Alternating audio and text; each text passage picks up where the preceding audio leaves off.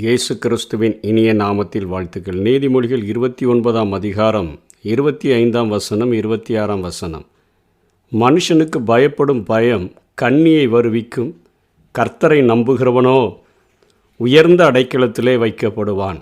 ஆளுகை செய்கிறவனுடைய முக தரிசனத்தை தேடுகிறவர்கள் அநேகர், ஆனாலும் அவனவனுடைய நியாயம் கர்த்தராலே வரும் என்று சொல்லி இங்கே சாலமோன் கர்த்தருக்கு பயப்படுகிற ஒரு பயமுடையவர்களாக நாம் வாழும்படியாகவும், நம்முடைய நீதி நியாயங்கள் கர்த்தராலே வரும் என்கிற காரியத்திலே விசுவாசம் உடையவர்களாகவும் இருக்க வேண்டும் என்பதை நமக்கு உணர்த்துவிக்கும் வண்ணமாக 2 வசனங்களை அவர் எழுதியிருக்கிறதை நாம் பார்க்கிறோம். மனுஷனுக்கு பயப்படும் பயம் கண்ணியை வருவிக்கும், கர்த்தரை நம்புகிறவனோ உயர்ந்த அடைக்கலத்திலே வைக்கப்படுவான். இதை நாம் மிக தெளிவாக அறிந்து கொள்ளுகிறதற்கு நம்முடைய விசுவாசத்தின் தகப்பனாகிய ஆபிரகாமினுடைய வாழ்க்கையில் நடந்த சம்பவங்களை நாம் பார்த்தோம் என்று சொன்னால், இன்றைக்கு விசுவாச மார்க்கத்தார் எல்லாரும் ஆபிரகாமோடு கூட ஆசீர்வதிக்கப்படுகிற அளவிற்கு ஆபிராம் உயர்த்தப்பட்ட தந்தையாய் இருந்தவர். ஆபிரகாம் எண்ணிக்கையற்றோரின் தந்தையாக மாற்றப்பட்டவருடைய வாழ்விலே நடந்த காரியங்களை நாம் தியானித்தால் இந்த சத்தியம் நமக்கு ஆழமாக புரிந்து கொள்ளும்.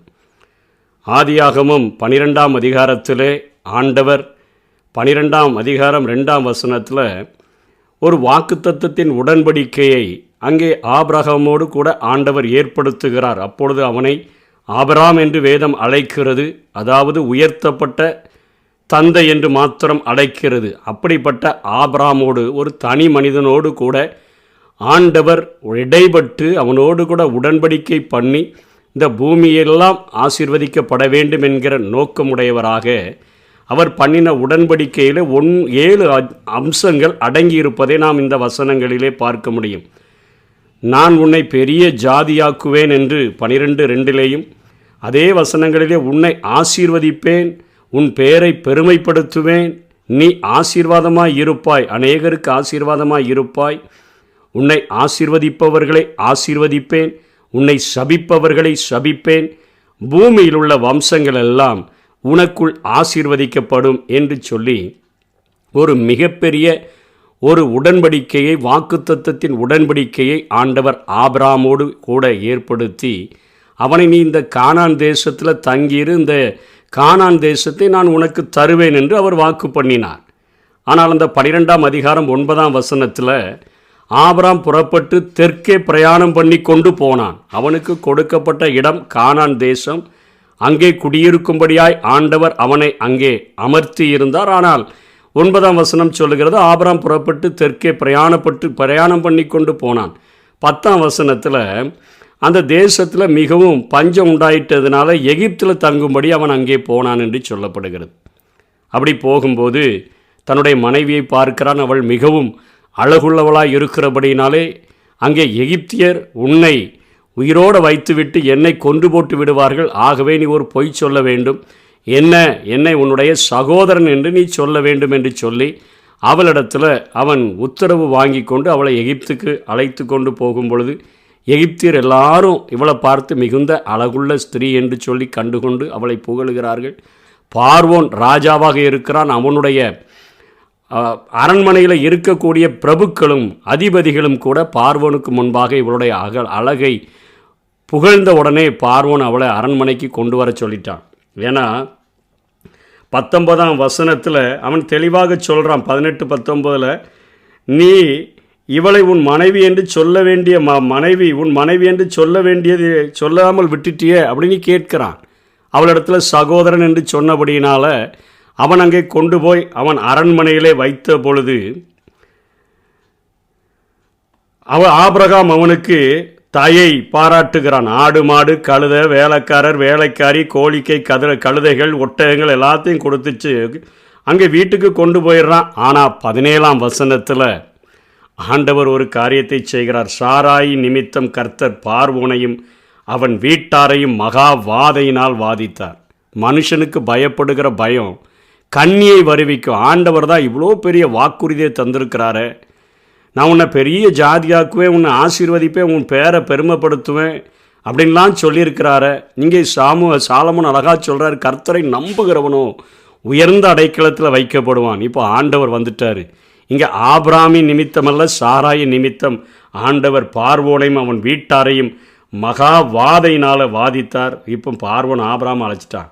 நீ எனக்கு ஏன் இப்படி செய்தாய்? இவள் உன் மனைவி என்று நீ எனக்கு அறிவியாமற் போனது என்ன? இவளை உன் சகோதரி என்று நீ சொல்ல வேண்டியதென்ன என்று சொல்லி, நான் இவளை மனைவியாக்கி கொண்டிருப்பேனே, இதோ உன் மனைவி, இவளை அழைத்து கொண்டு போன்னு சொல்லிட்டு 20ஆம் வசனத்தில் தன் மனுஷருக்கெல்லாம் கட்டளை கொடுத்தான். அவனையும் அவனுக்கு உண்டான எல்லாத்தையும் அவன் மனைவி எல்லாத்தையும் அனுப்பிவிடுங்கள் என்று சொல்லி அங்கேருந்து அவர்களை அனுப்பிவிட்டதை நாம் வேதத்திலே பார்க்கிறோம். மனுஷனுக்கு பயப்படுகிற பயம் கண்ணியை வருவிக்கும். இதே போல் ஒரு நேரம் நடந்திருக்குது. அதுக்கப்புறமும் 2வது முறையும் அதே காரியத்தை தான் செய்கிறார். பார்வோனிடத்தில் ஆண்டவரை காப்பாற்றி வெளியே கொண்டு வருகிறாரே. அப்போ கர்த்தர்தான உயர்ந்த அடைக்கலம் என்கிற அந்த காரியத்தை புரிந்து கொள்ளாதபடி திரும்பவும் செய்கிறார். 20ஆம் அதிகாரத்தில் ஆபிராம் அவ்விடம் விட்டு தென் தேசத்திற்கு பிரயாணம் பண்ணி காதேசுக்கும் சூருக்கும் நடுவாக குடியேறி கோராரியிலே தங்கினான். அங்கே ஆபிராம் தன் மனைவியை சாராளை தன் சகோதரி என்று சொன்னதினாலே கோராரின் ராஜாவாகிய அபிமெலேக்கு ஆள் அனுப்பி சாராளை அழைப்பித்தான் என்று பார்க்கிறோம். அங்கேயும் ஒரு காரியம் நடக்குது. அபிமெலேக்கு அங்கே கொண்டு போகிறான். தேவன் இரவிலே அபிமெலேக்கு சொப்பனத்தில் தோன்றி, நீ அழைப்பித்த ஸ்திரீ நிமித்தம் நீ செத்தாய், அவள் ஒருவனுடைய மனைவியாய் இருக்கிறாளே என்றான். இதை கேள்விப்பட்ட உடனே காலையிலேயே அவன் கேட்குறான், ஆண்டவரே நீ நீதி உள்ள ஜனங்களை அழிப்பீரோ? அவன் சகோதரினி சொன்னானே, அதனால தானே நான் அழைப்பித்தேன். உத்தம இருதயத்தோடும் நான் சுத்தமான கைகளோடு தானே இதை செய்தேன் என்று சொல்லி அவன் ஆண்டவரிடத்தில் ஜெபிச்சு மன்னிப்பு கேட்டுட்டு அங்கே ஆபிரகாமை அழைத்து ஆபிரகாமிடத்தில் அபிமெலேக்கு சொல்லுகிறான், நீ என்ன காரியம் செய்தாய்? நீ என் மேலும் என் ராஜ்யத்தின் மேலும் கொடிய பாவம் சுமர பண்ணுகிறதற்கு உனக்கு நான் என்ன குற்றம் செய்தேன்? செய்யத்தகாத காரியத்தை என்னிடத்தில் செய்தாயே என்றான். பின்பு அபிமெலேக்கு ஆபிராமை நோக்கி, என்னத்தை கண்டு நீ இந்த காரியத்தை செய்தாய் என்றான். அதற்கு ஆபிராம், இவ்விடத்தில் தெய்வ பயம் இல்லை என்றும் என் மனைவி நிமித்தம் என்னை கொண்டு போடுவார்கள் என்றும் நான் நினைத்தேன் என்று சொல்லுகிறதை பார்க்கிறோம்.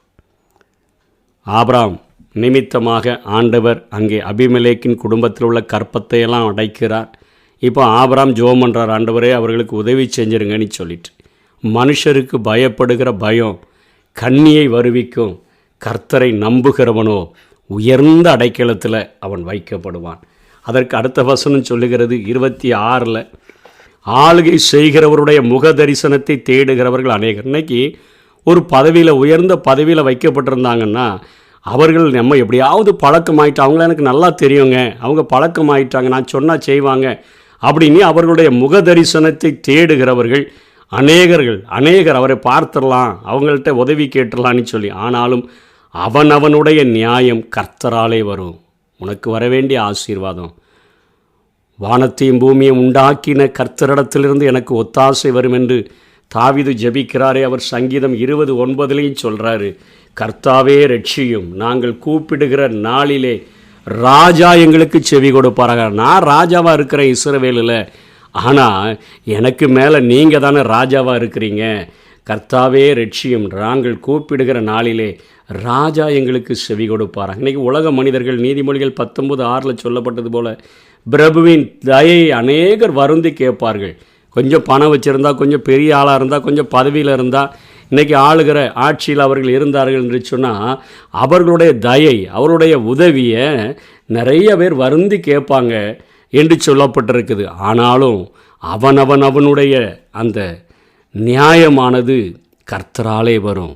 அப்போ சாலமோன் இதில் என்ன சொல்லி கொடுக்க விரும்புகிறார்னா, இந்த உலகத்தில் நம்ம கர்த்தரை நம்புனா உயர்ந்த அடைக்கலத்தில் நம்ம வைக்கப்படுவோம்.